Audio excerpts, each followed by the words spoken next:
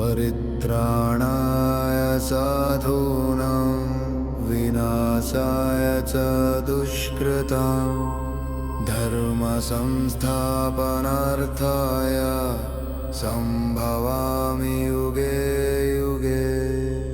సజ్జనులను రక్షించుటకు, దుర్మార్గులను నశింపచేయుటకు మరియు ధర్మమును పునఃస్థాపించుటకు ప్రతి యుగమునందును నేను అవతరించెదను అని భగవద్గీతలో 4వ అధ్యాయం 8వ శ్లోకంలో చెప్పబడింది. అదేవిధంగా ధర్మమును స్థాపించుటకు ప్రేమ అనే ఆయుధం ధరించి శాంతి అనే మార్గాన్ని చూపిస్తూ ఎందరో దుర్మార్గులను సైతము మంచి ప్రవర్తన గల పౌరునిగా తీర్చిదిద్ది శాంతిని స్థాపించి ప్రేమను పంచి నారాయణ అంశముగా కొలవబడిన శ్రీ భగవాన్ సత్యసాయి బాబా వారి చరిత్ర సత్యసాయి వ్రత కథలుగా మనసారా స్మరించుకుని తరిద్దాం. ప్రథమోధ్యాయం స్వామి జననం బాల్యం. ఆంధ్ర రాష్ట్రం అనంతపూర్ జిల్లా పుట్టపర్తి అనే గ్రామంలో శ్రీమద్ అక్షయనామ సంవత్సరం కార్తీక బహుళ తదియ సోమవారం రాత్రి తెల్లవారితే మంగళవారం ఆర్ద్ర నక్షత్ర యుక్తం తెల్లవారుజామున అత్తగారైన శ్రీమతి లక్ష్మమ్మ గారు కోడలికి శ్రీ సత్యనారాయణ స్వామి వ్రత ప్రసాదమును తెచ్చి తినిపించినంతనే చంద్రబింబం వంటి మగబిడ్డను శ్రీమతి ఈశ్వరమ్మ గారు ప్రసరించినది. కాన్పు సహాయమునకు ఉన్న స్త్రీలు ఆ శిశువును పొత్తిగుడ్డలలో పెట్టి బాలెంత పనులు చూచుచుండగా విచిత్రముగా ఒక నాగుపాము వచ్చి శిశువు పొత్తిగుడ్డల క్రిందకి పోయి చుట్టుకుని ఉండగా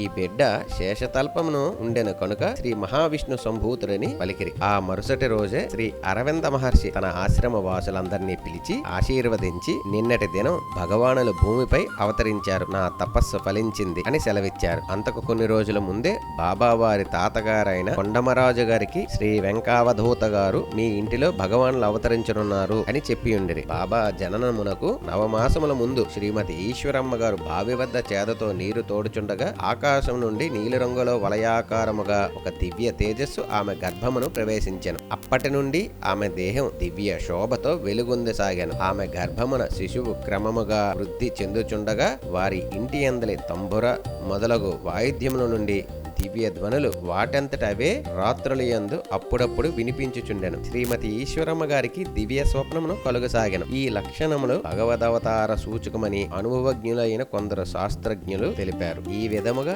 భరద్వాజ గోత్రులు రత్నాకర వంశస్థులు పరమ ధార్మికులు అయిన శ్రీ పెదవెంకమరాజు శ్రీమతి ఈశ్వరమ్మ గార్లకు భగవానులు జన్మించారు. ఎడమ బొగ్గపై మరియు హృదయముపై చక్కని పుట్టుమచ్చలతోనూ అరికాళయందు శంఖ చక్ర చిహ్నములతోనూ ఆ బాలుడు సత్యనారాయణ అను పేరుతో ముద్దులొలుకుచుండెను. ఆ మృదు మధుర కంఠస్వరము, ఆ మేధా శక్తి, ఆ వినయ విధేయతలు, సత్యసంధత, అహింస, అసమాన సౌందర్యం, ప్రేమ మొదలగు దివ్య లక్షణములను చూచి ఆ బాలుడు ఆ జన్మ బ్రహ్మజ్ఞాని అని కొనియాడసాగిరి. సత్యమునకు అప్పుడు 8 ఏండ్ల వయస్సు. ఒక్క పట్టణంలో మాధ్యమిక పాఠశాలలో చదువుచుండెను. పాఠశాలలో పాఠముల ప్రారంభము కాక మునిపే వచ్చి తోటి బాలురందరినీ చేర్చుకుని ఏదైనా విగ్రహమునకో పటమునకో పూలతో పూజ చేసి ఆరతనిచ్చి ప్రసాదముగా పండ్లు తమ సంచి నుండి తీసి అందరికీ పంచేవారు. ఆ బాలురందరూ సత్యమును బాల గురువుగా ప్రేమించి గౌరవించేవారు. ఒకరోజు క్లాసు నందు పరధ్యానముగా ఉన్న సత్యమును గుర్తించి ఒక ఉపాధ్యాయుడు అతనికి బెంచీపై ఎక్కి నిలబడేటట్లు శిక్ష వేసెను. సత్యము మారు మాట్లాడక